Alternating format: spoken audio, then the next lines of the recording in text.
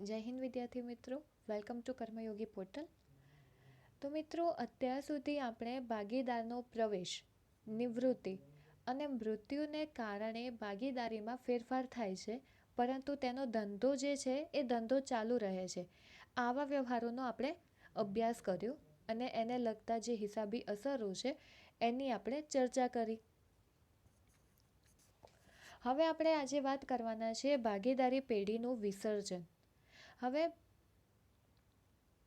ભાગીદારીનો જ્યારે પણ અંત આવે છે ત્યારે જે ભાગીદારી પેઢી હોય છે એ પેઢીનું વિસર્જન થતું નથી. એ આપણે ડિસ્કસ કર્યું કે જ્યારે કોઈ પણ ભાગીદાર નિવૃત્ત થઈ જાય કે ભાગીદારનું મૃત્યુ થઈ જાય, પણ બાકીના જે ભાગીદારો છે એ એમની પેઢીને કન્ટિન્યુ રાખે છે. પરંતુ હવે માની લો કે જ્યારે ચાલુ પેઢી છે અને તેનો ધંધો હવે બંધ થાય, તો બધા જ ભાગીદારો છૂટા થઈ જશે. સમજાઈ રહ્યું છે તમને શું વાત થઈ રહી છે? કે જ્યારે પહેલાં માની લો કે 4 વ્યક્તિ હતા ને 4 વ્યક્તિ એક પેઢી ચલાવતા હતા. હવે એમાંથી એક વ્યક્તિનું મૃત્યુ થઈ ગયું, તો વધ્યા કેટલા? 3. હવે આ 3 વ્યક્તિ વધ્યા તો એ પેઢીનો જે પણ પ્રોસેસ હતી એ તો ચાલુ હતું. અર્થ શું થયો કે ભાગીદારનો અંત થવાથી પેઢીનું વિસર્જન થયું ન હતું. પેઢી તો જેમ કામ ચાલુ હતું એવી જ રીતે ચાલતી રહેતી. તો હવે માની લો કે જ્યારે પણ આ જે ચાલુ પેઢી છે, આ જે ધંધો છે એ બંધ થાય.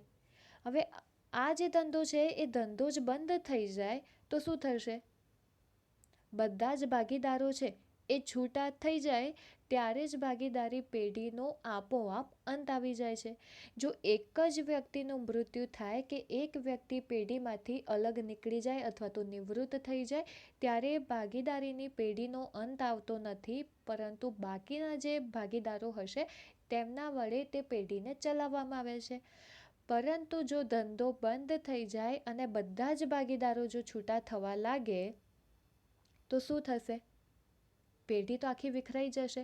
એટલે કે ભાગીદારીનો ઓટોમેટિક અંત આવી જાય છે.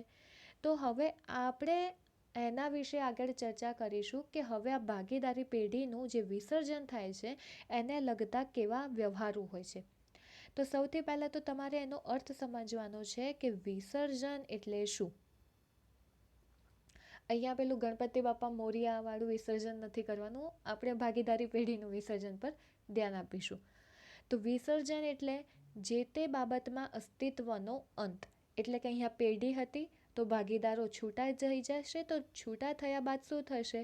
જે ભાગીદારી હતી એ ભાગીદારીનો અંત, એટલે કે પેઢીનો પણ અંત. હવે પેઢી જ નથી તો એનું જે અસ્તિત્વ છે એ અસ્તિત્વનો પણ અંત, જેને આપણે શું કહીશું? વિસર્જન. હવે ભાગીદારી અને ભાગીદારી પેઢીના વિસર્જનના સંદર્ભમાં કેટલીક બાબતો ધ્યાનમાં લેવી પડે છે વિસર્જન કરતી વખતે. તો કઈ બાબતો આપણે ધ્યાનમાં રાખીશું? તો સૌથી પહેલી તો ભાગીદારી પેઢીનું વિસર્જન અને બીજું ભાગીદારનું વિસર્જન. તો આ બે બાબતો આપણે ધ્યાનમાં લઈશું કે ભાગીદારીનું વિસર્જન અને ભાગીદારોનું વિસર્જન. હવે જ્યારે ભાગીદારી પેઢી જે હોય છે એનું જે ધંધાકીય કામકાજ છે, એટલે કે એનો જે ધંધો છે એ કાયમ માટે બંધ કરે, જેનો અર્થ શું થશે કાયદાકીય દ્રષ્ટિએ? કે પેઢીનું જે અસ્તિત્વ છે એ કાયમ માટે હવે અંત પામશે, ત્યારે ભાગીદારી પેઢીનું વિસર્જન થયું કહેવાય. ટૂંકમાં કહીએ તો જ્યારે ચાલુ પેઢી હતી, પેઢી જે ચાલુ હતી એ બંધ થઈ જાય છે, એટલે કે ધંધો બંધ કરવામાં આવે છે, ત્યારે આપણે કહીએ છીએ કે પેઢીનું વિસર્જન કહેવામાં આવે છે. હવે એ પેઢીના જે બધા ભાગીદારો છે એ પેઢીમાંથી છૂટા થાય ત્યારે શું થશે? ભાગીદારીનો પણ અંત આવી જશે. ભાગીદારી પેઢીનું વિસર્જન થયું તો પછી શું થાય? બધા ભાગીદારો જે છે પોતપોતાના ઘરે, એટલે કે ભાગીદારીનો પણ અંત આવી જાય છે.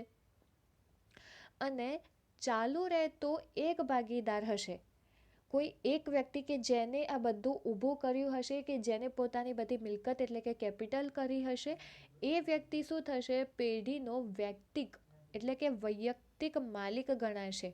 કોણ? કે જેને આની અંદર કેપિટલ લગાડી હશે. પણ આ રીતે પણ જો પેઢીનું વિસર્જન થાય છે. હવે અમુક વાર કેવું થાય, કેટલીક વાર જે પેઢી છે એનો ચાલુ ધંધો છે એ કોઈ જોઈન્ટ સ્ટોક કંપની છે એ કંપનીને વેચી દે, તો જ્યારે પેઢી છે એ આખી પૂરેપૂરી પેઢી કોઈક જોઈન્ટ સ્ટોક કંપની છે એ કંપનીને જ વેચી દે, તો ત્યારે શું થશે? ત્યારે પણ ભાગીદારીનું પેઢીનું વિસર્જન થયું જ કહેવાય. જ્યારે ભાગીદારીના અંદર પેઢીના ભાગીદારો જે છે એ બધા જ ભાગીદારો છૂટા થઈ જાય તો પણ એ પેઢીનું વિસર્જન કહેવામાં આવે છે. 3 ભાગીદારો હોય અને 2 ભાગીદારો જેમાંથી છૂટા થઈ જાય અને ફક્ત એક જ ભાગીદાર વધે તો પણ તે શું કહેવાય? પેઢીનું વિસર્જન કહેવાશે. અને જ્યારે પેઢી કોઈક જોઈન્ટ સ્ટોક કંપનીને વેચી દેવામાં આવે છે ત્યારે પણ તેને આપણે શું કહીશું? પેઢીનું વિસર્જન થયું છે તેવું જ કહેવાય છે. તો ક્લિયર થયું કે ભાગીદારીનું વિસર્જન એટલે શું અને પેઢીનું વિસર્જન એટલે શું? હવે આપણે 2 શબ્દો સમજવાના છે કે જેના આપણે વધારે પડતો યુઝ કર્યો. અહીંયા આપણે શેની ચર્ચા કરી? તો પેઢીનું વિસર્જન, અને બીજું શેનું વિસર્જન કરવાનું છે? ભાગીદારીનું વિસર્જન. આ 2 શબ્દોને ધ્યાનમાં લેજો કે પેઢીનું વિસર્જન અને ભાગીદારીનું વિસર્જન. હવે આ બંનેમાં શું ફરક છે તેની ચર્ચા કરીએ. તો પેઢીનું વિસર્જન એટલે શું? તો બધા જ ભાગીદારો જ્યારે છૂટા થાય, પેઢીની અંદરથી બધા જ ભાગીદારો છૂટા થઈ જાય અને ભાગીદારીનો અંત આવી જાય, તેને આપણે શું કહીએ છીએ? પેઢીનું વિસર્જન થઈ ગયું છે તેવું કહીએ છીએ. એનો અર્થ શું થયો કે ભાગીદારીએ જે વિસર્જન કર્યું એટલે કે એમને પેઢી જે છે એ બંધ કરી દીધી. પેઢી પૂરેપૂરી રીતે બંધ કરી દેવામાં આવે તેને કહેવાય પેઢીનું વિસર્જન. હવે આવા સંજોગમાં શું થાય? પેઢીનો જે ધંધો હશે એ ધંધો બંધ થઈ જાય. હવે ધંધો બંધ થઈ જાય તો પેઢીની અંદર જે મિલકતો હશે એ શું કરવામાં આવશે? મિલકતો વેચીને જે પણ ઉપજ થાય એટલે કે જે પણ આવક આવે એ પેઢીની જે પણ દેવા હશે અથવા તો જે નાણાં ચૂકવવાના બાકી હશે એની ચૂકવણી કરી દેવામાં આવે છે. અને ત્યાર પછી જો કોઈ પણ રકમ વધતી હોય તો ત્યાર પછી પણ જો કોઈ રકમ વધે તો ભાગીદારો જે છે એમની મૂડી અથવા તો કરારનામામાં જે પ્રમાણે કરાર કર્યો હશે તે રીતે એમને પરત કરી દેવામાં આવે છે. એને કહેવાય છે પેઢીનું વિસર્જન. એટલે કે ધંધો જ બંધ થઈ જાય અને ભાગીદારો અલગ જ થઈ જાય, એ શું થાય? પેઢીનું વિસર્જન. પણ ભાગીદારોનું વિસર્જન એટલે શું? તો જ્યારે કોઈ એક જ ભાગીદારની નિવૃત્તિ થાય. પેઢીની અંદર શું હતું કે બધા ભાગીદારો છૂટા થઈ જાય અને પેઢીનો અંત આવી જાય. ભાગીદારીના વિસર્જનમાં શું થાય છે કે ફક્ત ને ફક્ત એક જ વ્યક્તિ એટલે કે એક જ ભાગીદારની નિવૃત્તિ થાય. કોઈ એક જ ભાગીદાર જે છે એ મૃત્યુ પામે અથવા તો કોઈ પણ નાદારી જાહેર થાય અને કોઈ પણ કારણસર એ ભાગીદાર એ ધંધાથી દૂર થઈ જાય, એને શું કહેવામાં આવે છે? ભાગીદારીનું વિસર્જન. જ્યારે પણ ભાગીદારીનું વિસર્જન થાય છે ત્યારે જે બાકીના ભાગીદાર હશે તે એમનો ધંધો ચાલુ રાખે છે, તેને આપણે શું કહીશું? ભાગીદારીનું વિસર્જન. તો ક્લિયર થયો બંનેનો કોન્સેપ્ટ કે જો પેઢીનું વિસર્જન કરવામાં આવે તો બધા જ ભાગીદારો પોતપોતાની રીતે અલગ થઈ જશે અને પેઢી બંધ થઈ જાય છે. જ્યારે ભાગીદારીનું વિસર્જન કરવામાં આવે તો ફક્ત કોઈ એક જ ભાગીદાર કોઈ નિવૃત્તિને કારણે અથવા તો મૃત્યુના કારણે તેની ભાગીદારીનો અંત આવે છે, પરંતુ ભાગીદારોની જે પેઢી છે એ બાકીના જે ભાગીદાર હશે એ ચલાવશે. તો ક્લિયર થયું તમને?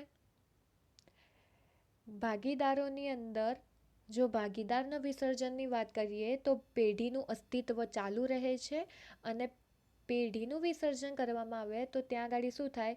ધંધાનું કોઈ પણ અસ્તિત્વ રહેશે નહીં, એટલે કે ધંધો અંત પામે છે. ભાગીદારનું જો વિસર્જન કરવામાં આવે તો હિસાબી ચોપડાઓ ચાલુ રહેશે, એટલે કે જે અસરો લખાતી હોય છે તે લખાતી રહેશે. પણ જો પેઢીનું વિસર્જન કરવામાં આવે તો હિસાબી ચોપડાઓ બંધ થઈ જશે. કેમ કે પેઢી જ હવે બંધ થઈ ગઈ છે. તો ત્યાર પછી જો ભાગીદારીનું વિસર્જન થાય તો ભાગીદારીનું પેઢી જે હોય છે એ પેઢી ચાલુ રહેશે. પરંતુ જો પેઢીનું વિસર્જન કરી દેવામાં આવે તો ભાગીદારો ઓટોમેટિક દૂર થઈ જશે, એટલે કે ઓટોમેટિક તેમની ભાગીદારીનો પણ અંત આવી જાય છે. તો ક્લિયર થયું? આ હતો ભાગીદારીનું વિસર્જન અને પેઢીનું વિસર્જન, જે તમારે ધ્યાનમાં રાખવાનું છે. ત્યાર પછી આપણે વાત કરીએ કે હમણાં જ આપણે ચર્ચા કરી કે ભાગીદારી ધારાની કલમ કઈ 39 અનુસાર પેઢીનું વિસર્જન કરીને બધા જ ભાગીદારો જ્યારે છૂટા થાય ત્યારે તેમની વચ્ચે ભાગીદારીનો અંત આવે છે, જેને શું કહેવામાં આવે છે? પેઢીનું વિસર્જન કર્યું. ત્યાર પછી છે ભાગીદારની પત્નીની લોન. It's a very important point, already પૂછાયેલું છે. આ ધ્યાનમાં રાખીશું કે ભાગીદારની પત્નીએ પોતાના સ્ત્રીધનમાંથી પેઢીને લોન આપી હોય. ભાગીદારની પત્નીએ પોતાના સ્ત્રીધનમાંથી પેઢીને લોન આપી હોય તો એ જે લોનની રકમ છે એ પેઢીના સામાન્ય દેવાની જેમ જ, એટલે કે ત્રાહિત પક્ષ તરીકેનું દેવું, જે આપણા માટે શું કહેવાય? ચૂકવવાનું બાકી દેવું ગણાશે. પરંતુ જો તેના પતિના નાણાંમાંથી તેને પેઢીને લોન આપી હોય તો એ શું કહેવાય? ભાગીદારની લોન. જો પતિએ નાણાં લગાડ્યા હોય ધંધામાં તો એ શું કહેવાશે? પેઢીને લોન આપી. પરંતુ જો પત્નીના જે જ્વેલરી છે એ જ્વેલરી વેચીને કે એ જ્વેલરી તરીકે જો પેઢીમાં લાવવામાં આવે તો એ શું કહેવાય? આપણા પેઢી માટે દેવું ગણાય છે. પેઢીના મિલકતોની જે ઉપજની વહેંચણી કરવામાં આવે છે તો કેવી રીતે? જ્યારે પેઢીનો અંત આવે છે તો પેઢીની જે મિલકતો છે એ વહેંચી દેવામાં આવે છે. એ મિલકતો વેચશે એટલે શું થાય? આવક જનરેટ થશે. તો સૌપ્રથમ શું કરવામાં આવે છે? પેઢીનો જે વિસર્જનનો ખર્ચ હશે એ ખર્ચ એ આવક થઈ, જે પણ ધંધાની મિલકતો હતી એ મિલકતો વેચી દીધી, મિલકતના બદલામાં નાણાં મળ્યા, તો એ જે આવક આવી એ આવકમાંથી સૌથી પહેલાં તો શું કરીશું? વિસર્જનનો જે ખર્ચ છે એ ચૂકવી દઈશું. પછી જે પણ વ્યક્તિના દેવા ચૂકવવાના બાકી હશે એ દેવા ચૂકવી દઈશું. ત્યાર પછી કોઈ ભાગીદારી પાસેથી આપણે લોન લીધી છે તો એ ભાગીદારને એના લોન પેટેના જેટલા થતા હશે એ આપણે રોકડા ચૂકવી દઈશું. પછી છેલ્લે શું કરવામાં આવશે? ભાગીદારોની મૂડી અને ચાલુ ખાતાની રકમો જે છે તે એમને પરત કરવામાં આવશે. એટલે કે જે ભાગીદારનો જેટલો હિસ્સો થતો હશે એ પ્રમાણે તે રકમ એમને પાછી આપવામાં આવે છે. આ બધી જ વહેંચણી કર્યા બાદ જો કોઈ રકમ વધે એટલે કે નફો હોય તો તે બધા ભાગીદારો વચ્ચે તેમના નફા નુકસાનના પ્રમાણમાં વહેંચી દેવામાં આવશે, જેની ઓલરેડી કરારમાં જોગવાઈ કરેલી હોય છે એ પ્રમાણે કરશે, અથવા તો જો જોગવાઈ ના કરી હોય તો સરખા પ્રમાણે વહેંચી દેશે. ત્યાર પછી જરૂરી ખાતા ખોલવા. હવે અમુક જે ખાતા જરૂરી હોય છે ભાગીદારી પેઢીને લઈને એ કેવા પ્રકારના હોય છે? તો માલ મિલકત નિકાલ ખાતું. ત્યાર પછી છે ભાગીદારોના લોન ખાતા જો હોય તો. ત્યાર પછી ભાગીદારોનું મૂડી ખાતું, ચાલુ ખાતું અથવા તો રોકડ અને બેંક ખાતું. તો સૌથી પહેલાં તો માલ મિલકત નિકાલ ખાતાની વાત કરીએ કે પેઢીના વિસર્જન સમયે પેઢીની જે મિલકતો છે અને જેટલા પણ દેવા છે એ નિકાલની હિસાબી અસર તો આપવી પડશે ને. તો એ નિકાલની હિસાબી અસર આપવા માટે જે ખાતું તૈયાર કરવામાં આવે છે તેને શું કહેવાય છે? માલ મિલકત નિકાલ ખાતું. માલ મિલકત નિકાલ ખાતાને શું કહેવામાં આવે છે? બીજું નામ છે સંપાદન ખાતા તરીકે પણ ઓળખવામાં આવે છે. It's a very important point કે માલ મિલકત નિકાલ ખાતાનું બીજું નામ શું છે? તો સંપાદન ખાતા તરીકે ઓળખવામાં આવે છે. ત્યાર પછી છે આડત માલના હિસાબો. હવે વેપારી જે છે એ પોતાનો ધંધો ફેલાવવા દેશમાં એકથી વધુ જગ્યાએ તેમજ વિદેશમાં પણ અલગ અલગ વિસ્તારમાં પ્રતિષ્ઠિત વેપારી દ્વારા પોતાનો માલ વેચવાની વ્યવસ્થા કરે છે, જેના બદલામાં એને શું મળશે? કમિશન આપવામાં આવે છે. હવે વેપારીએ શાખા ખોલવા નાણાંનું રોકાણ કરવું જરૂરી નથી, તેમજ વેપારી પોતાને હિસાબે અને જોખમે માલ વેચવા માટે એજન્ટ કે આડતીઓ નીમે છે. હવે માની લો કે આજે પેઢીનું વિસર્જન થાય છે એ બધું તો અંત આવ્યો, પણ જ્યારે પેઢી ચાલુ હતી ત્યારે એનો ધંધો ફેલાવવા માટે આપણા દેશની બદલે હવે એને વિદેશમાં પણ એ ધંધાને લગતો જે પણ માલ સામાન છે કે જે પણ પ્રોડક્ટ છે એની વહેંચણી કરવી હોય તો શું કરશે? ત્યાંનો જે વેપારી હશે એને રોકાણ કરશે એની જોડે. હવે બદલામાં એને શું આપશે? કમિશન આપશે. તો ટૂંકમાં વેપારી જે છે એ પોતાને હિસાબે અથવા તો પોતાને જોખમ એટલે કે પોતે રિસ્ક લઈને માલને વેચવા માટે એક માણસને રોકે. એ માણસને શું કહેવામાં આવે છે? એજન્ટ, એટલે કે મિડલમેન તરીકે કાર્ય કરશે કે જે આપણો જે ટ્રાન્ઝેક્શન એટલે આપણે જે વેચવું છે એની વહેંચણી કરી આપે, જેને એજન્ટ અથવા તો આડતિયો નિમે છે. હવે એનો મુખ્ય હેતુ શું છે? What is the purpose? તો સ્થાનિક એજન્ટો જે છે એ જે તે વિસ્તારની સ્થાનિક પરિસ્થિતિથી પરિચિત હોય છે, અનુભવી પણ હોય છે અને એ અનુભવ હોવાને કારણે વેચાણ વધારે થઈ શકે છે. હવે માની લો કે તમે ગુજરાતમાં રહો છો. ગુજરાતની બદલે હવે તમારે મહારાષ્ટ્રમાં પણ ધંધો કરવો છે. હવે મહારાષ્ટ્રની અંદર તમને કોઈ ખ્યાલ નથી કે પર્ટિક્યુલર એરિયાની અંદર કેવા પ્રકારની માંગ હોય છે, કેવા પ્રકારની એ લોકો ડિમાન્ડ કરે છે. તો તમે શું કરશો કે તમે મહારાષ્ટ્રની અંદર કોઈ પણ એક એજન્ટને પકડશો તો શું થશે?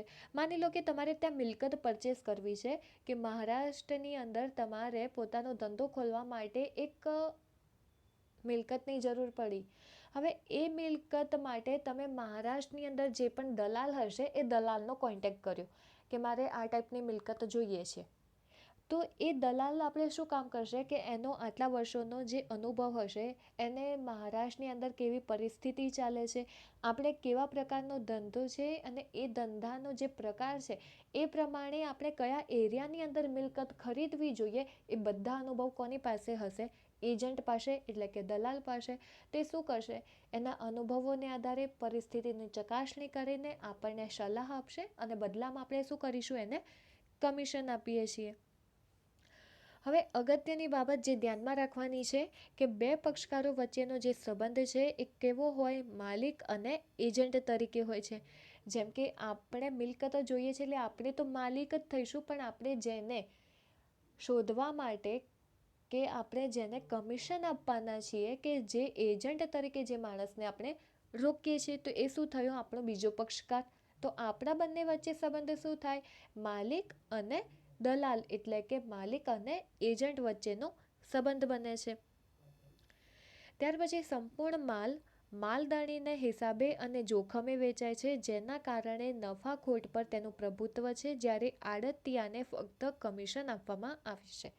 હવે આ વાત થઈ ધંધાને લગતી કે કોઈ પણ માલિક હોય એ એનો નફો કરશે, ખોટ કરશે, એટલે ટૂંકમાં એને રિસ્ક તો લેવું જ પડે. હવે રિસ્ક કોણ લેશે? તો જે પણ ધંધાનો માલિક હોય એ રિસ્ક લેશે. પણ વચ્ચે આપણે જે આડતિયો રોક્યો છે કે એ આપણા માલને બીજા દેશમાં કે બીજી જગ્યાએ કે બીજા સ્ટેટમાં જઈને વેચાણ કરશે, તો એ આડતિયાને આપણે શું આપવું પડે? આડતિયાને ફક્ત ને ફક્ત તેનું કમિશન જ આપવામાં આવે છે. માલની અંદર આપણે કોઈ પણ નુકસાન થાય છે, કોઈ ખોટ થાય છે અથવા તો કોઈ પણ પ્રકારે માલ જો નાશ પામે છે તો એમાં આડતિયો કોઈ પણ પ્રકારે રિસ્ક ભોગવશે નહીં, કોઈ પણ પ્રકારે ખર્ચો નહીં ભોગવે, એટલે કે આડતિયો કોઈ પણ પ્રકારે રિસ્પોન્સિબલ ગણાશે નહીં. તે જવાબદારી કોની હોય? ધંધાના માલિકની, આડતિયાની નહીં. તેને ફક્ત કમિશનથી જ મતલબ હોય કે કમિશન એને મળ્યું ત્યારે ત્યાં એનું કામ પૂરું. એનો મતલબ કમિશન સુધીનો જ હોય છે. આડતિયા દ્વારા થતો ખર્ચ માલધાણી પાસેથી વસૂલ કરવાનો અધિકાર છે. હવે આડતિયો છે આપણો માલ લઈ જતો હોય, એટલે કે ધંધાના માલિકનો જે માલ છે એ ખર્ચો કરીને ટ્રાન્સપોર્ટ કરીને લઈ જતો હોય, તો હવે જે ટ્રાન્સપોર્ટેશન ખર્ચ છે એ ચૂકવશે કોણ? સીધી જ વસ્તુ છે, ધંધાનો માલિક ચૂકવશે. નુકસાન થાય તો પણ ચૂકવણી કોણ કરશે? ધંધાનો માલિક. જો માલનું વેચાણ ન થાય તો આડતિયો જે રોક્યો છે આપણે એ શું કરશે? માલને પરત આપી દેશે આપણને. તો આડત ઉપર માલ મોકલ્યા બાદ ભાવ વધારો થતાં તેનો લાભ પણ કોને મળશે? માલિકને મળશે. કે આપણે જે પણ વેચાણ કરવાના હતા, જો એની કિંમત વધી જાય છે અને પ્રોફિટ થાય છે તો એ પ્રોફિટ પર હક કોનો? ધંધાના માલિકનો. હા, પણ જો ખોટ જાય, નુકસાન જાય તો પણ ધંધાના માલિકનો જ અસર કરે. ઇન શોર્ટ, જે આડત સેવા છે એ એજન્સી તરીકે કાર્ય કરે છે. એટલે કે આડતિયો જે છે એ માલ વેચાણ વગર નાણાં આપવા બંધાયો નથી. આપણે જેને આડતિયા તરીકે રોક્યો છે કમિશન બેઝ ઉપર, એ આપણને પૈસાની ચૂકવણી ક્યારે કરશે? જ્યારે એ માલનું વેચાણ થાય ત્યારે જ એ આપણને એની ચૂકવણી કરશે. આડત માલમાં ઉપજ સંપાદન હોતું નથી. તેવી જ રીતે બીજું એક ટર્મ્સ છે જાંગળ વેચાણ. હવે જાંગળ વેચાણ એટલે શું? કે એક સામટો વધારે પડતો માલ આપણે કોઈક પાર્ટીને આપીએ તેને. ગ્રાહકને એવી શરતે માલ મોકલવો કે જો માલ પસંદ પડે તો રાખો, અથવા જો માલ નથી ગમતો તો માલને પાછો મોકલી દો. એટલે કે જાંગળ વેચાણ શું કહેવાય? ભાવિ ગ્રાહકના સંદર્ભે કહેવાય કે ગમે તો રાખી લો, નથી ગમતો તો કે પાછો આપી દેજો. પરંતુ જો વર્ષના અંતે ગ્રાહક પાસે જાંગળ પર મોકલેલો માલ પડેલ હોય તો 1 વર્ષ ઉપર થઈ જાય તો શું કહેવાય? એ જે માલ આપવામાં આવ્યો છે એ વેચાણ તરીકે એની નોંધ કરી દેવામાં આવે છે. કઈ બાજુ? તો વેપાર ખાતાની જમા બાજુ.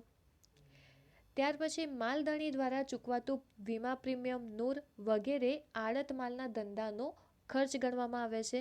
એટલે કે આડતિયા દ્વારા માલધણીને અમુક નિશ્ચિત સમયે એડવાન્સ રકમ આપી શકાય છે. ત્યાર પછી છે હિસાબોની અંદર જે માલધણી છે એ પોતાની નોંધમાં આડત માલનું ખાતું બનાવે છે. જે તે શહેર કે વ્યક્તિના નામ પરથી ખાતું હોઈ શકે છે. જેમ કે આપણે અમદાવાદની અંદર આપણું વેચાણ કરવાનું છે તો અમદાવાદના આડત માલનું ખાતું, અથવા તો માની લો કે અમદાવાદની અંદર કોઈ રમેશ નામનો છોકરો આપણે આડત માલ તરીકે વેચાણ કરી આપવાનો છે. તે શું થશે? આપણે રમેશના નામનું આડત માલનું ખાતું જનરેટ કરીશું. તો આડત માલનું જે ખાતું છે એ જે તે આડતિયાનું ખાતું નહીં, પરંતુ એક પ્રકારનું કેવું કહેવાય? વેપાર અને નફા નુકસાનનું ખાતું. કેમ કે આડતિયા જોડે આપણા વ્યવહારો કેવા હશે? ખરીદી અને વેચાણના. ટૂંકમાં થશે શું? નફો થાય અથવા તો નુકસાન થાય. એટલે કયા ખાતું લાગે છે? વેપાર ખાતું અને નફા નુકસાન ખાતું. જ્યારે પણ આપણે માલ મોકલ્યો હોય ત્યારે આડત માલનું ખાતું ઉધાર કરીને આડત પર મોકલેલ માલ ખાતે જમા કરવામાં આવે છે. તો આ શું થઈ? એની વ્યવહારની અસર. ત્યાર પછી આડતિયા તરફથી વેચાણ આંકડો મળતા આપણે જે નોંધણી કરવાની હોય છે ઉધારમાં કઈ કરીશું? તો આડતિયા ખાતે. એનો જે ચૂકવેલ ખર્ચ છે એને આપવા માટેનું જે કમિશન આપણે આપીએ છીએ તો કમિશન આપણે આપીશું, એટલે કે રોકડ જાય. એટલે આપણા માટે તો ખર્ચ જ કહેવાશે ને. ત્યાર પછી આડતિયાએ મોકલેલ રકમ એક શું થશે? જમા. તો આડતિયા તરફથી જે વેચાણનો આંકડો મળે છે એમાં આપણે નોંધણી કેવી રીતે કરશું? એક તો આડતિયા ખાતે, એ આપણો ખર્ચ કહેવાય. આપણે એને ખર્ચા ચૂકવીશું તો ચૂકવેલો ખર્ચ કેવો થાય? ઉધાર. હવે આપણે એને કમિશન પે કરીએ છીએ તો આપણા માટે તો એ પણ ખર્ચો છે, તો એ શું થાય? ઉધાર. પરંતુ માલ વેચાઈ ગયા પછી આડતિયા તરફથી આપણને કોઈ રકમ મળે છે તો એ શું થાય? જમા થશે. આડત ઉપર મોકલેલ માલ ખાતું વર્ષને અંતે બંધ કરીને વેપાર ખાતાની કઈ બાજુ લઈ જવામાં આવે છે? જમા બાજુ લઈ જવામાં આવે છે. માલધણીએ લખેલી લેણી હુંડી જે હોય તો આડતિયો સ્વીકારે ત્યારે અપાતો વટાવ જે હોય છે એ કયા ખાતે લઈ જવામાં આવે છે? વટાવ ખાતે. જ્યારે આપણે વેપારી તરીકે હોઈએ ત્યારે વટાવ આપવામાં આવે છે, જેની આપણે ચર્ચા કરી છે કે રોકડ વટાવ હોય અને વેપારી વટાવ હોય. તો જ્યારે પણ આપણે વટાવ આપીશું તો એની નોંધણી ક્યાં થાય? વટાવ ખાતે કરવામાં આવે છે. અને આને લઈને કોઈ પણ નફો થાય કે નુકસાન થાય તો એ કયા ખાતે લઈ જવામાં આવશે? નફો અને ખોટ હોય તો તે નફા નુકસાન ખાતે લઈ જવામાં આવે છે. ત્યાર પછી જો બંધ કરાતા થતી નોંધ. હવે આપણે જે આડત પર મોકલેલું માલ ખાતું છે એમાં જો માલ મોકલનાર જથ્થાબંધ વેપારી છે તો ખરીદ ખાતે નોંધાય. અને જો માલ મોકલનાર જે છે એ ઉત્પાદક તરીકે હોય તો વેપાર ખાતે નોંધણી કરવામાં આવે છે. ત્યાર પછી જે માલધણી છે એની ખાતાવળીમાં આપણે 3 ખાતા બનાવીશું. આડત માલનું ખાતું, આડત ઉપર મોકલેલ માલનું ખાતું અને આડતિયાનું ખાતું. જેની આપણે ઓલરેડી વાત કરી ચૂક્યા કે આપણે જે કોઈ પણ માલ આપીશું તે માલને લગતા જે ખર્ચા હશે એ ખર્ચ કોણ ભોગવે છે? માલિક ભોગવશે, નહીં કે આડતીયો. હવે આડતિયો જે છે એ પોતાના ચોપડે કયું ખાતું બનાવશે? માલિકનું એટલે કે માલધારીનું ખાતું બનાવે છે અને કમિશનનું ખાતું તે બનાવશે. કેમ કે એને કમિશન મળે છે બદલામાં, એટલે એ કમિશનનું ખાતું બનાવશે. ત્યાર પછી છે તેના સ્ટોકનું મૂલ્યાંકન કેવી રીતે કરવામાં આવે છે? જ્યારે પણ આખા સ્ટોકની બજાર કિંમત મૂળ કિંમત કરતાં વધારે હોય તો મૂળ કિંમતની અંદર પ્રમાણસરનો ખર્ચ ઉમેરી આખા સ્ટોકની પડતર કિંમત નક્કી કરવામાં આવે છે. અને જ્યારે મૂળ કિંમત બજાર કિંમત કરતાં પણ ઓછી હોય તો મૂળ કિંમતની અંદર કોઈપણ પ્રકારનો ખર્ચ ઉમેરવાનો નહીં આવે. પછી સામાન્ય નુકસાન એટલે કે કેવું? તો કુદરતી કારણોસર કોઈ પણ નુકસાન થાય તો એની નોંધણી કરવામાં આવે છે નુકસાન આડત માલ ખાતે. જેમ કે પેટ્રોલ હોય તો બાષ્પીભવનથી પેટ્રોલ હવામાં ઉડી જાય છે, તે કેવું થયું? કુદરતી અકસ્માત કહેવાય. તો એની જે નોંધણી થશે એનું જે હિસાબી અસર આવશે કેવી? તો નુકસાન આડત માલ ખાતે કરવામાં આવે છે. ત્યાર પછી વાત કરીએ આસામી આડત. હવે આસામી આડત એટલે શું? તો ઉધાર વેચાણના સંદર્ભે જે માલિક છે એ પોતાની જે જવાબદારી ઘટાડવા આડતિયાને ચૂકવતા કમિશન પર વધારાની જે રકમ આપે છે એને શું કહેવાય? આસામી આડત. હવે જ્યારે આપણે વેચાણ કર્યું પણ ઉધાર વેચાણ કર્યું તો આપણી જવાબદારી વધી ગઈ ને, કે ઉધાર આપ્યો જ છે. તો ત્યારે જે વેપારી હશે, જે માલિક હશે, શું કરશે? કમિશન તો આપશે, પણ એ કમિશન ઉપર બીજી વધારાની રકમ પણ એ આડતિયાને આપે છે, જેને કહેવામાં આવે છે આસામી આડત. ત્યાર પછી છે હિસાબો એટલે કે સંયુક્ત સાહસના હિસાબો. સંયુક્ત સાહસના એટલે કેવા? કે બે અથવા તો વધારે વ્યક્તિ વચ્ચે એવો કરાર કે જેમાં વ્યાપારિક ધંધામાં એક ભાગ તરીકે વર્તવું અને એક ચોક્કસ સાહસને બહાર પાડવું. જેમ કે ટૂંકા ગાળાની ભાગીદારી છે, અથવા તો કોઈ પણ કરાર અંતર્ગત પેઢીનું નામ ના હોય. જે તે કોઈ પણ એક વ્યક્તિ છે એ ધંધામાં મૂડી લાવીને જે નફા નુકસાનની વહેંચણી છે એ વહેંચણી માટેની જે સર્વસંમતિથી એની હિસાબી અસર કરે. જેમ કે શેર ડિબેન્ચરની બાહેંધરી આપવી, બિલ્ડિંગ બાંધકામ માટેની, જમીનના જે પ્લોટ હોય છે એની લે વેચ માટેની.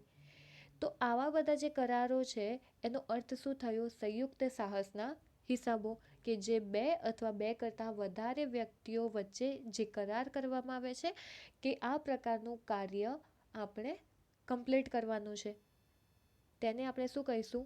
સંયુક્ત હિસાબી અસરો. ત્યાર પછી આવે છે હપ્તા ખરીદ પદ્ધતિ. હપ્તા ખરીદ પદ્ધતિ એટલે શું? તો કરાર વખતે ખરીદનાર વસ્તુનો કબજો અને માલિકી હક બંને મેળવે છે. હવે આ વસ્તુ પણ ઇમ્પોર્ટન્ટ છે કે હપ્તા ખરીદ પદ્ધતિ અને બીજી છે. ઓકે, સૌથી પહેલાં હપ્તા ખરીદ પદ્ધતિ સમજી લઈએ. હપ્તા ખરીદ પદ્ધતિ એટલે શું? કે તમે કોઈ શોપમાં ગયા, ખરીદી કરી, મોબાઈલ પરચેસ કર્યો અને હપ્તાથી નક્કી કર્યું કે હપ્તાથી ચૂકવણી કરીશું. તો હવે ખરીદનાર જે છે એ હપ્તો ભરવામાં નિષ્ફળ જાય તો પણ વેચનાર જે હશે એ વસ્તુ પરત નહીં લઈ શકે. તમે મોબાઈલ તો લઈ ગયા, હપ્તેથી કોઈ એક શોપમાંથી મોબાઈલ લીધો, તો એની અંદર માલિકી હક કોનો? મોબાઈલ ઉપર જે વ્યક્તિ મોબાઈલ પરચેસ કર્યો છે એ વ્યક્તિનો હક રહેશે. એ વસ્તુ પર અધિકાર કોનો આવશે? જેને મોબાઈલ ખરીદ્યો છે એનો જ અધિકાર રહેશે. હવે માની લો કે એ જે ખરીદનાર વ્યક્તિ છે એ હપ્તો નથી ભરતો 1 મહિનો, તો પણ એ જે વસ્તુ છે એ વસ્તુ પર હક કોનો રહેશે? જે મોબાઈલ ખરીદી કરી ગયો છે તે જ વ્યક્તિ. શું દુકાનવાળો પાછો આવીને મોબાઈલ તો પાછો નહીં લઈ લે ને? તો એને શું કહેવાય? કે ખરીદી કર્યા પછી જે વસ્તુ છે એ વસ્તુનો અધિકાર અને એનો માલિકી હક બંને કોની પાસે રહેશે? ખરીદનાર પાસે રહે છે. જે વેચનાર હશે એ વસ્તુ પાછો નથી લઈ શકતો, હા, પરંતુ એને એક અધિકાર મળશે. કયો? કે એ કોર્ટની અંદર દાવો કરી શકે છે. ત્યાર પછી માલિકી હકના કારણે છેલ્લા હપ્તા પહેલાં જે તે વસ્તુ વેચી શકે છે. હવે આપણે કોઈ વસ્તુ ખરીદી છે, મેં મોબાઈલ ખરીદ્યો, હપ્તાથી ખરીદ્યો. હવે મેં 2 મહિના વાપર્યા અને કોઈ નવો મોબાઈલ આવ્યો છે માર્કેટની અંદર, તો હવે મારે નવો મોબાઈલ જોઈએ છે. તો મારે ભલે મેં મોબાઈલ ખરીદ્યો છે, એના હપ્તા ચાલુ છે, તો પણ જો મારે એ મોબાઈલ વેચવો હોય તો એ મોબાઈલને વેચવા માટેનો હક હું ધરાવું છું. કેમ કે એ હક છે મારી જોડે, કે મેં ખરીદ્યો છે, મારો અધિકાર છે, મારો હક છે, એટલે એ વસ્તુને હું વેચી શકું છું, ભલે હપ્તા ચાલુ હોય છતાં પણ. ત્યાર પછી આવે છે રોયલ્ટી. હવે રોયલ્ટી એટલે શું? તો કોઈ વ્યક્તિ પોતાની માલિકી ધરાવતી મિલકતનો ઉપયોગ કરવાનો અધિકાર અન્ય વ્યક્તિને આપે છે ત્યારે મેળવતી રકમ એટલે કે રોયલ્ટી. હવે આ કેવી? મિલકત આપણી પણ હક કોઈ બીજા વ્યક્તિનો. એ કેવી રીતે થાય? જેમ કે માની લો કે ખેતરમાંથી ખનિજ કાઢવા માટે અપાતી મંજૂરી. હવે આવી જે મંજૂરી આપવામાં આવે એમાં ખેતરની જે જમીન છે એ જમીન કોની હશે? કોઈ એક બીજા વ્યક્તિની. અને એ ખેતરની જે જમીન હશે એ જમીનમાંથી ખનિજ કાઢવાની પ્રોસેસ કોણ કરતું હશે? કોઈક અન્ય વ્યક્તિ. તો શું થયું? કોઈક વ્યક્તિ પોતાની માલિકી ધરાવતી મિલકતનો ઉપયોગ કરવાનો અધિકાર કોઈ બીજા વ્યક્તિને આપે. જેમ કે ખેતર કોઈક બીજા વ્યક્તિનું છે, હવે એ ખેતરનો માલિક ખેતરનો ઉપયોગ કરવાનો અધિકાર કોઈક બીજા વ્યક્તિને આપે છે ખનિજ કાઢવા માટે, તો એને શું કહીશું આપણે? કે એ જમીન રોયલ્ટી પર આપી છે. તેવી જ રીતે લેખક દ્વારા લખાયેલ પુસ્તક છાપવા અપાતી મંજૂરી. પુસ્તક લખ્યું છે કોઈ બીજાએ અને એની મંજૂરી કોઈક બીજું આપવાનું છે, તો એ શું થયું? રોયલ્ટી. તેવી જ રીતે ચૂકવનાર માટે મહેસૂલી ખર્ચ ગણાય, જ્યારે મેળવનાર માટે શું હોય? મહેસૂલી આવક. આપણે મહેસૂલી ખર્ચ અને મહેસૂલી આવક શું છે એ તો ઓલરેડી ચર્ચા કરી જ લીધી છે. પણ જે ચૂકવે એના માટે ખર્ચ અને જેને મળવાની છે એના માટે શું કહેવાય? આવક કહેવાશે. ત્યાર પછી છે શાખના હિસાબો. હવે શાખના હિસાબો એટલે કેવા? આ અમુક ટર્મ્સ છે જે શબ્દો રહી ચૂક્યા છે કે આપણે અકાઉન્ટને લગતા છે, પારિભાષિક શબ્દો છે કે જે એક્ઝામમાં પૂછાઈ શકે છે, તો એનો પણ સમાવેશ આપણે આની અંદર કરી જ લીધો છે. તો પછી છે શાખના હિસાબો એટલે કે ઉધાર. તો વેપારી કે કંપની એક જ શહેરમાં જુદી જુદી જગ્યાએ ઓફિસ કે દુકાન દ્વારા વેપાર કરે છે, તો આ ઓફિસ કે દુકાન શું કહેવાશે? શાખા કહેવાશે. જેમ કે તમે જોઈ હશે કે HDFC, તો એક HDFCની જે બેંક છે એ માની લો કે બસ સ્ટેન્ડ જોડે છે, બીજી HDFCની એક બ્રાન્ચ છે તો મહાવીરનગરમાં હોય, અથવા તો કોઈ બીજી એક બ્રાન્ચ છે કે જે કોઈ બીજા ઈડરમાં હોય કે વડાલીમાં હોય. તો આ શું થયું? કંપની એક જ છે પણ એની ઓફિસ અલગ અલગ જગ્યાએ છે, તો એ શું થઈ? એની શાખા. જેમ કે તમે હિંમતનગરના હશો તો સૌરાષ્ટ્રનું નામ સાંભળેલું હશે, તો એક સૌરાષ્ટ્ર અહીંયા મહાવીરનગરમાં છે. તેવી જ રીતે માની લો કે એને પોતાની શાખા વધારવા માટે બીજી પોતાની બ્રાન્ચ ઊભી કરી સહકારી જિન, તો એની બીજી સૌરાષ્ટ્ર ઊભી કરી સહકારી જિન, તો એ શું થઈ? એની શાખા થઈ. હવે માની લો કે ત્રીજીએ એની શાખા ઊભી કરવી છે, જે કરે છે ન્યાય મંદિરે, તો ત્રીજીએ પોતાની શોપ ઓપન કરે છે, તો એ શું થયું? કે સૌરાષ્ટ્રની 3 અલગ અલગ શાખાઓ, 3 અલગ અલગ બ્રાન્ચ એને ઊભી કરી, જેને આપણે શું કહીએ છીએ? શાખા. હવે એની અંદર બે હોય છે, એક આંતરિક, વિદેશી, અને ત્રીજો પ્રકાર છે કે જેને આપણે ધ્યાનમાં નથી લેતા ને એ છે પરતંત્ર, અને ચોથો છે સ્વતંત્ર. કેટલી? આંતરિક, વિદેશી, પરતંત્ર અને સ્વતંત્ર. આંતરિક શાખા એટલે શું? કે દેશની અંદર જ અન્ય સ્થળે જે પણ શાખાઓ છે એ ખોલવામાં આવે. વિદેશી શાખા એટલે શું? મુખ્ય ઓફિસ જે છે એ આપણા સ્વદેશમાં હોય અને એની બીજી બ્રાન્ચો છે એ અલગ અલગ બહારના દેશોમાં હોય, તેને શું કહેવામાં આવે છે? વિદેશી શાખા. ત્યાર પછી પરતંત્ર શાખા એટલે મુખ્ય ઓફિસ પૂરો પાડેલ માલ વેચતી હોય અને એના જે ખર્ચા છે એ મુખ્ય ઓફિસ દ્વારા ચૂકવવામાં આવતા હોય. મુખ્ય ઓફિસે જે પૂરો પાડેલો માલ જે છે એ વેચવામાં આવતો હોય ને, જે તમામ ખર્ચા છે એ મુખ્ય ઓફિસ દ્વારા જ ચૂકવવામાં આવતા હોય. ભલે 3 શાખાઓ છે, પણ માની લો કે સૌરાષ્ટ્રની 3 શાખામાંથી મેઇન બ્રાન્ચ એની મહાવીરનગરમાં છે, તો જેટલા પણ ખર્ચા થશે એ ઓપરેટ, એ મેનેજ કોણ કરશે? મહાવીરનગરની જે શાખા હશે એને શું કહેવાય? પરતંત્ર શાખા. સ્વતંત્ર શાખા એટલે શું? તો શાખા સ્વતંત્ર ધંધો કરતા એકમ જેમ કાર્યરત કરશે. એટલે કે 3 અલગ અલગ જગ્યાએ શાખા ઊભી કરી તો જે પણ આવક થાય, જે પણ ખર્ચ થાય, એ એરિયાની અંદર જે બ્રાન્ચ હશે એ જ સંભાળશે. તેવી જ રીતે બીજા એરિયાની અંદર એ જ બીજી શાખા છે તો એની અંદર જે પણ આવક થાય, જે પણ એક્સપેન્સ થાય એ જ સંભાળશે.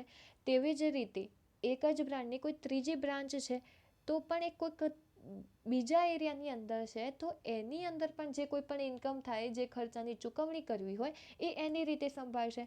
ઇન શોર્ટ, જે બ્રાન્ચ છે એ અલગ અલગ છે, એટલે કે શાખાઓ ભલે અલગ અલગ છે પણ જે શાખા ઓપન કરવામાં આવી છે, જે આપણે દુકાનો ખોલી હશે એ એક જ નામવાળી છે અને એની અંદર થતા વ્યવહારો બધા પોતપોતાની રીતે અલગથી સંભાળશે. એટલે કે મેનેજમેન્ટ પોતપોતાની રીતે કરશે, જેને આપણે શું કહીશું? સ્વતંત્ર શાખા, જે એકબીજાથી સ્વતંત્ર હોય છે. ત્યાર પછી વાત કરીએ સંયુક્ત જીવન પોલિસીની હિસાબો. તો પોલિસી પ્રીમિયમની નોંધણી કેટલા પ્રકારે કરવામાં આવે છે? 4 રીતે. સંજીવી પોલિસીના પ્રીમિયમના સામાન્ય મહેસૂલ ખર્ચ ગણવો. સંજીવી પોલિસીના પ્રીમિયમની રકમને દર વર્ષે મૂડી ખર્ચ ગણવો. પોલિસીને શરણ મૂલ્ય કિંમતે દર્શાવી અને જે તફાવતની રકમ હોય છે તે મહેસૂલી ખર્ચ ગણવો. અને પોલિસી શરણ મૂલ્ય દર્શાવી અને પોલિસી અનામત ખાતું ઊભું કરવામાં આવે છે ત્યારે. તો આ શું થયા? પોલિસીને લગતા કેટલાક નિયમો. તો અહીંયા આપણે વાત કરી હતી ભાગીદારીના પેઢીના વિસર્જન અંગેની. અને ત્યાર પછી હવે આપણે જે ચર્ચા કરીએ છે એની કરી તો અમુક વ્યવહારોની જે નોંધણી કરવામાં આવતી હોય છે, જેમ કે લીઝ ઉપર એટલે કે ભાડે આપેલું હોય, રોયલ્ટી પર હોય, કોઈ ખરીદી વેચાણ કરવામાં આવે છે એટલે કે જાંગડ નોંધ છે. તો આવી બધી જે અસરો છે એ પણ એક્ઝામની અંદર પૂછાતી હોય છે, જેને આપણે કવર કરી લીધું છે. તો અહીંયા આપણે કયો કોન્સેપ્ટ શીખ્યા? ભાગીદારીના પ્રવેશથી લઈને ભાગીદારીનો જે પણ નફાનો ભાગ હોય છે, ત્યાગનો ભાગ હોય છે, ત્યાર પછી નવા ભાગીદારને પ્રવેશ આપવામાં આવે છે, અથવા તો પેઢીનું વિસર્જન કરવામાં આવે છે, અથવા તો ભાગીદારી પેઢીનું વિસર્જન કરવામાં આવે છે કે કોઈ પણ એક ભાગીદાર નિવૃત્તિ પામે અથવા તો મૃત્યુ પામે તો કેવા કેવા પ્રકારની હિસાબી અસરો કરવામાં આવે છે તેના વિશે આપણે ચર્ચા કરી. ઇન શોર્ટ, તમારો ભાગીદારીનો જેટલો પણ કોન્સેપ્ટ છે એ અહીંયા ક્લિયર થાય છે. હવે ભાગીદારીનો જે કોન્સેપ્ટ છે એ તમારા માટે અમુક જે ટર્મ્સ છે એ નવી હશે. તો તમારે હવે કરવાનું છે શું? કે જે પણ ભાગીદારીને લગતા વ્યવહારો તમે જોયા એને ફરી એકવાર રિવાઇઝ કરો. જે કોન્સેપ્ટ નથી ખબર પડી એ વિડીયોને ફરી 2 વાર રિપીટ કરો અને પોતાની એક નોટ બનાવો કે જેથી તમને એમ લાગે છે કે આ વસ્તુ મને સમજમાં નથી આવી રહી, એ વસ્તુ તમે લખો અને સમજો.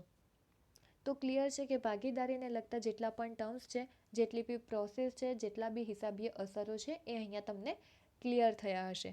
મળીશું નેક્સ્ટ વિડીયોની અંદર. Thank you so much.